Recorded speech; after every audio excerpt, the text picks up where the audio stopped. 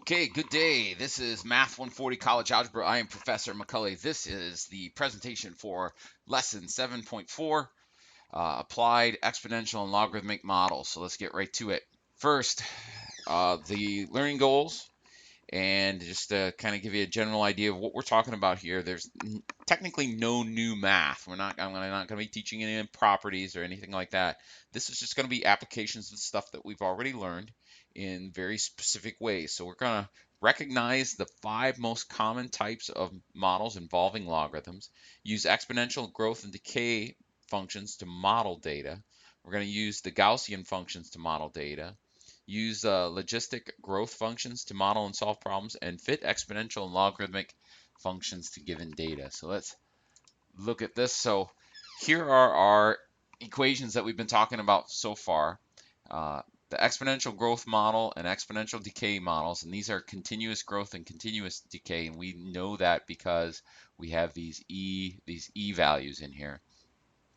The Gaussian model, and those of you who are used or who have taken statistics have seen the normal curve. The Gaussian model is an equation for a normal curve. Logistics growth model is a more useful model when we know that exponential growth can't continue forever. So if you have a growth curve and you know that there are limiting values, you might use a logistics growth model, like as for instance, population. If you look at most of our population curves, how many people on the earth, it looks like an exponential growth model, but clearly there's a limit to the number of people that could live on the planet, and eventually it's going to have to level out, and you'll see that with a logistics growth curve. Model. And then the logarithmic model is just a log curve. And so we're going to graph these general curves via graphing calculator, and you can see the curves in our textbook on page 428, but I have pictures of them that I've found on the internet. The exponential growth model and the exponential decay model we're very used to seeing. The Gaussian model is, again, a normal curve, and we're used to that. The logistics growth curve, again, I said that if you see a curve where you have a lot of growth, but you know that eventually there are some sort of limiting values, it'll eventually go to that limiting value. The logarithmic model, again, is a reflection about the line y equals x. It is the inverse of an exponential. And so a logarithmic model might look like that. And we have lots of logarithmic models in the real world. The Richter scale that measures earthquakes, the pH scale that measures acidity, and the decibel scale, which I think I have an example of, are all logarithmic models. So let's take a look at some examples here. First example, if the amount of money in an account that pays 4.4% compounded continuously over 20 years is $1 million, what was the initial investment? So compounded continuously, we know right off the bat here that we're going to use for our A solution, A equals PE to the RT.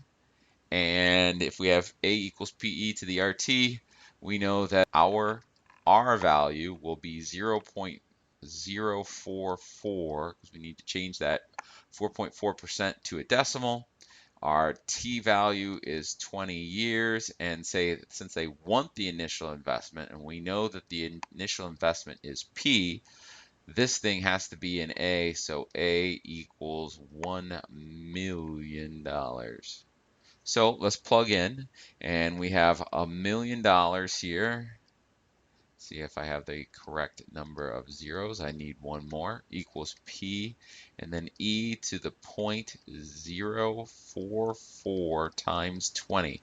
Now, here's the thing. We only have one variable. It's P, but this expression here is calculable. I can put this in the calculator. I can stick E to the 0.044 times 20 into our calculator. So this is just a number.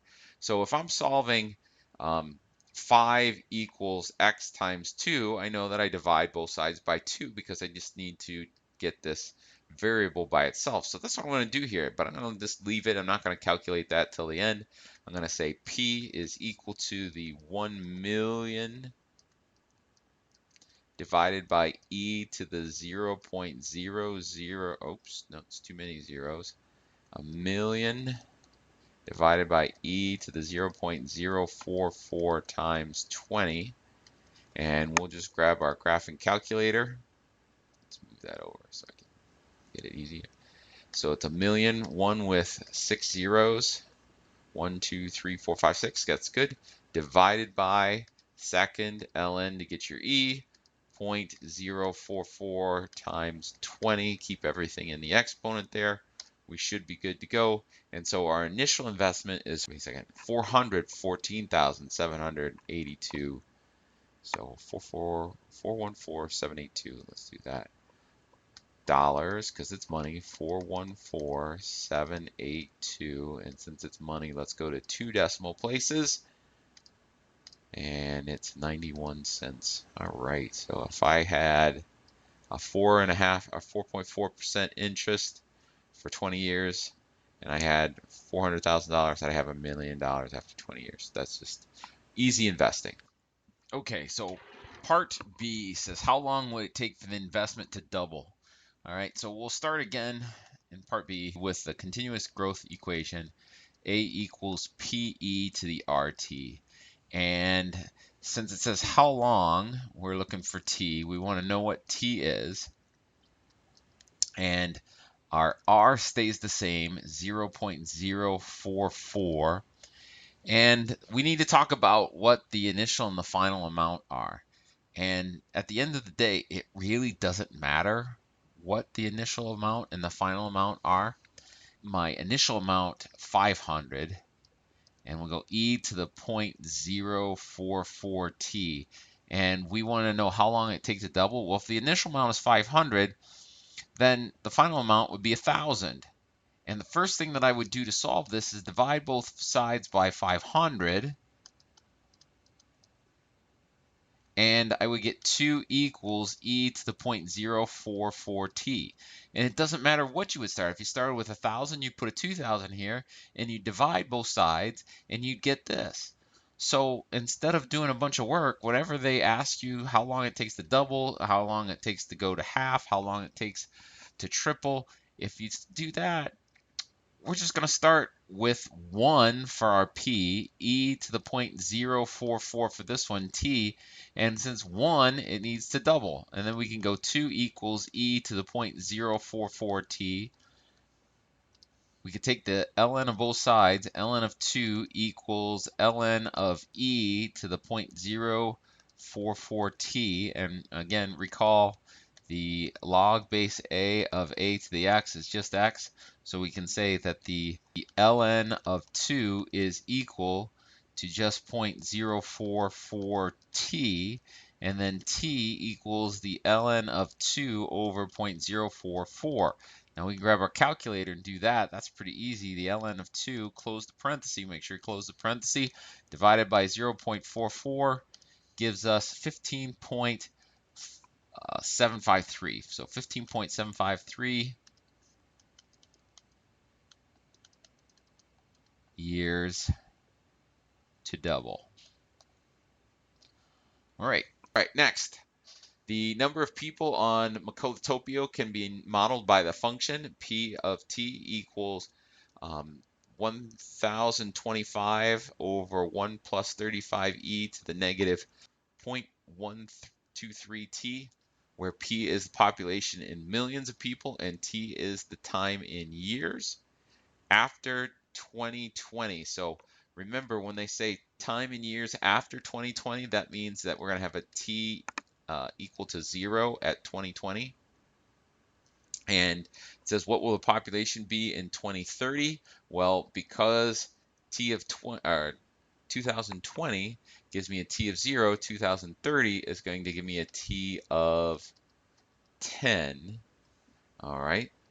And let's see here. Let's plug that value in here. So let's go grab our graphing calculator. And by the way, just to kind of check what model this is, That looks mostly like a logistics curve model. And so we know that we're going to get a curve that goes up and then kind of moves over. So let's grab our graphing calculator. Let's hit our y equals. It was 1020 all over divided by parenthesis. I need a parenthesis there first. 1 plus 35 second e, and then I think it was negative 0.123x. And then we'll close that parenthesis. Let's grab make sure our window, we want to enter a number, we want to enter 10. I messed up. Enter there, graph, enter 10. So 10 at 10, there'll be 91.271 million people. So A, when t equals 10, there are 91.271 million. So it here says, when will the population be? And I must have made a mistake there. So let's keep it easy. Let's say it's 120 million people. All right. So for part B, I need to calculate when there will be 120 million people. That's the p-value. So 120 equals 1025 over 1 plus 35e to the negative 0.123t.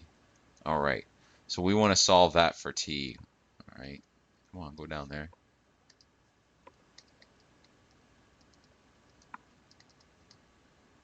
And just to remember, we have a property of proportion that says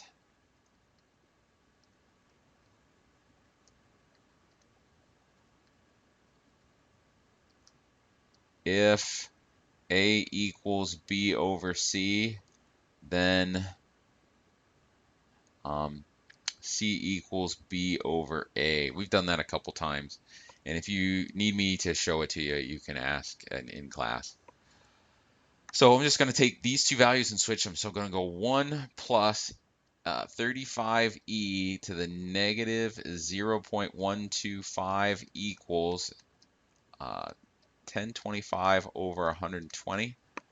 And then I'm going to subtract subtract 1 from both sides. So I'll have 35e to the negative 0.123, and this should be 123 there, equals 1025 over 120 minus 1, and then I'm going to divide both sides by 35, so I'll have e to the negative 0.123 equals 1025 over 120 minus 1 all over 35.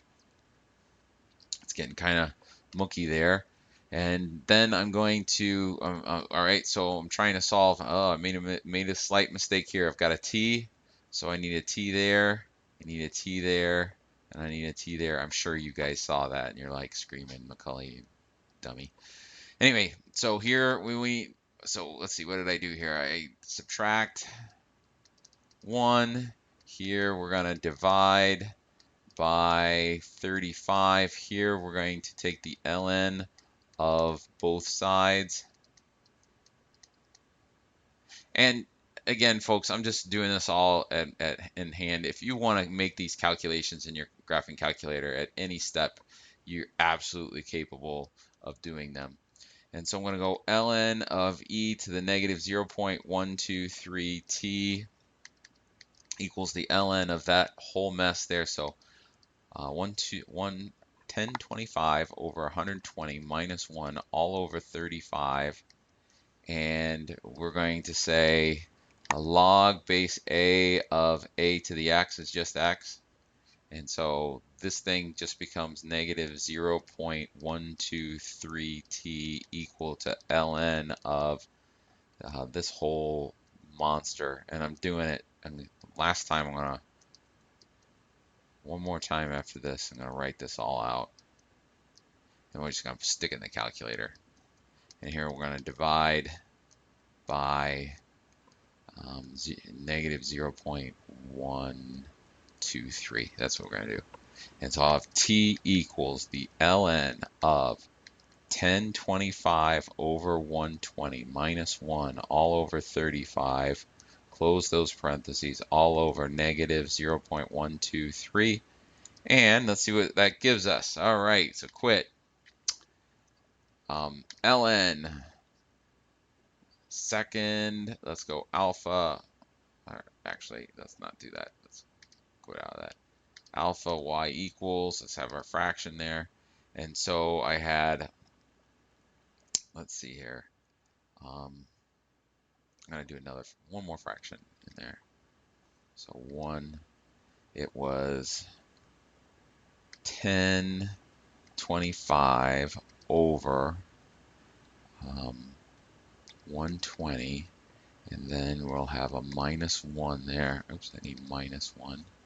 Minus 1 there. And then we want that all over 35. And then we want to close that parenthesis. Now I'm going to check to make sure I'm feeling good about that. That looks good. Okay. And then we're going to take this whole expression. We want to calculate that logarithm and divide by negative 0.123. Hit enter. And I get after 12.479 years.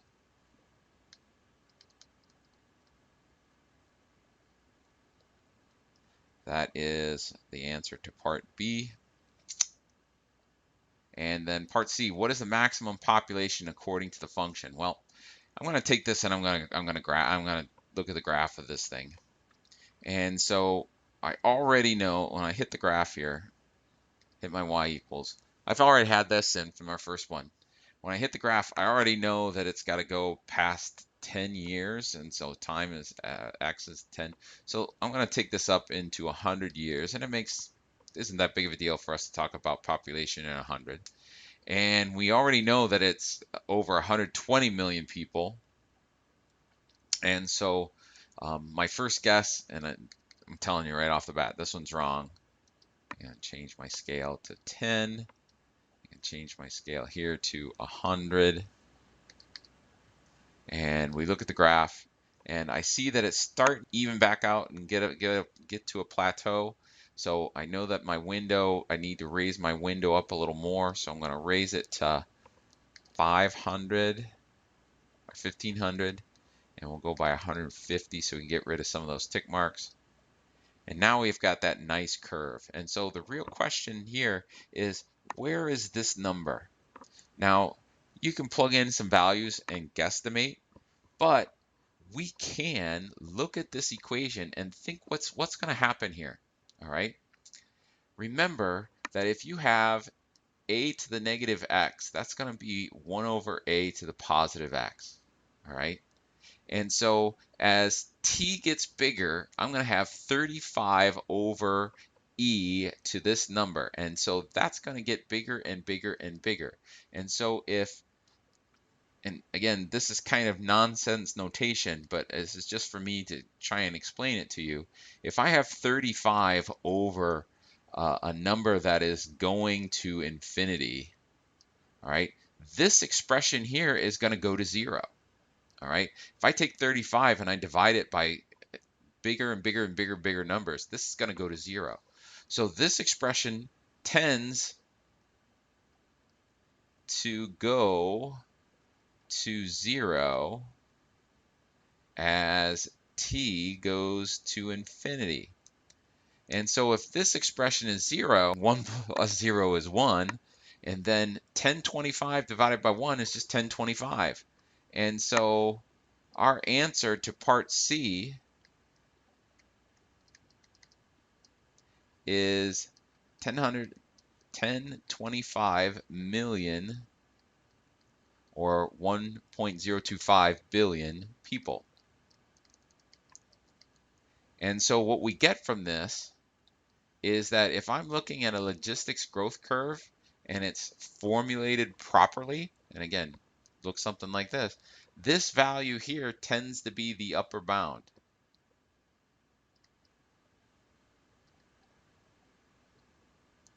And again, if there's like a plus on the outside or if there's something outside of that, you may have to fiddle with it. But in general, that's your upper bound value. All right, last example. The intensity of a sound measured in decibels, a logarithmic scale, is given by the function, the decibels, equals 10 times the log. And remember, with no number there, that's the common log of I over I sub 0, or I is the intensity in watts per square meter, and I sub 0 is 10 to the negative 12 watts per square meter, which is a sound that is barely audible. What is the intensity of a sound that shouldn't be his, it should be is 10 to the negative, excuse me, 10 to the negative 6 watts per square meter? Well, if I start with that decibel, because it's what is the intensity, so we want the decibel intensity, we'll have 10 log, it'll be 10 to the negative 6 over 10 to the negative 12, and we can put it in our calculator like that if we so desire, but if I go over, I'll be subtracting the exponents there. So negative 6 minus negative 12 will be 10 log, and it'll be 10 to the 6th, because negative 6 minus negative 12 is positive 6. And you can grab your graphing calculator if you want to, but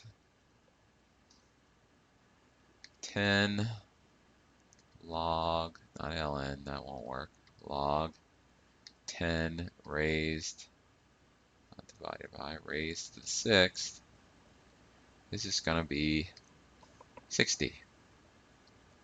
And we could have done that. We could have done that without the calculator. Remember, if you have an exponent, you can bring that down. You'd have 10 times 6 times log 10. And remember, this is log base 10. That's just going to be 1. And so 10 times 6 times 1, 60. All right, B. How many times more intense is a 100 decibel sound than a 80 decibel sound? Okay, well, let's think about it.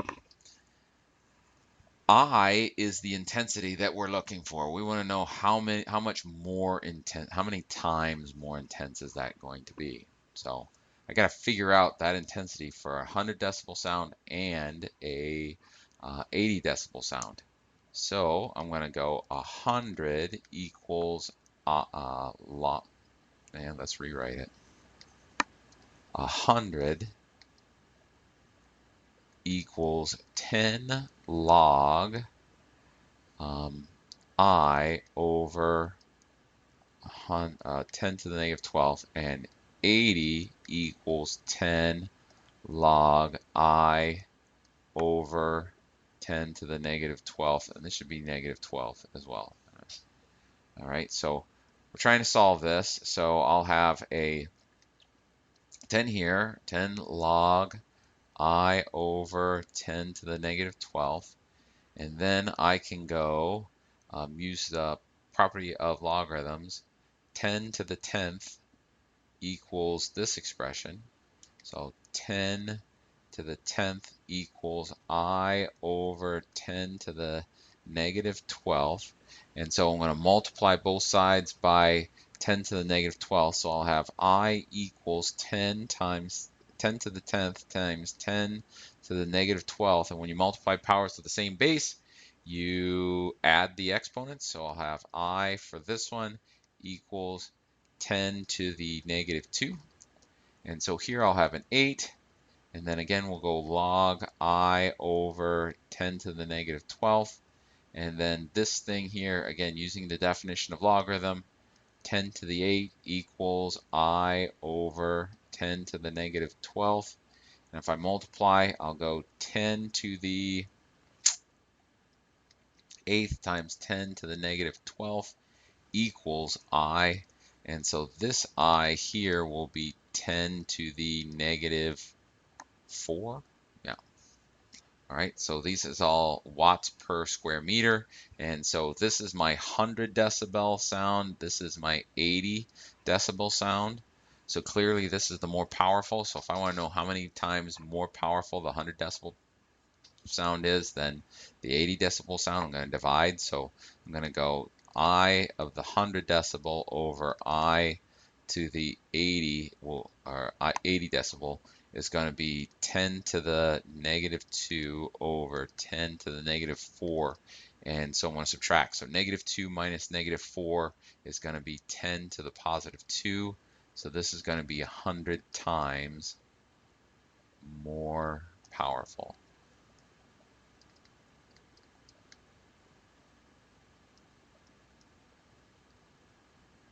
All right, so I know that one was a little bit longer, but that is all I have for today. So, the Marvel fun fact of the day: Black Panther was created in 1966, which was 2 months before the founding of the Black Panther Party. Many people mistakenly assume the name was reference to the party, so the character was renamed the Black Leopard. However, neither the readers nor the creators cared for that title, and it didn't last long. However, the Black Leopard name gets a nod from T'Challa in his battle paint in his inauguration fight. You can see down here, he's got some leopard prints on his chest. Well, that's it. Have a good day. Bye.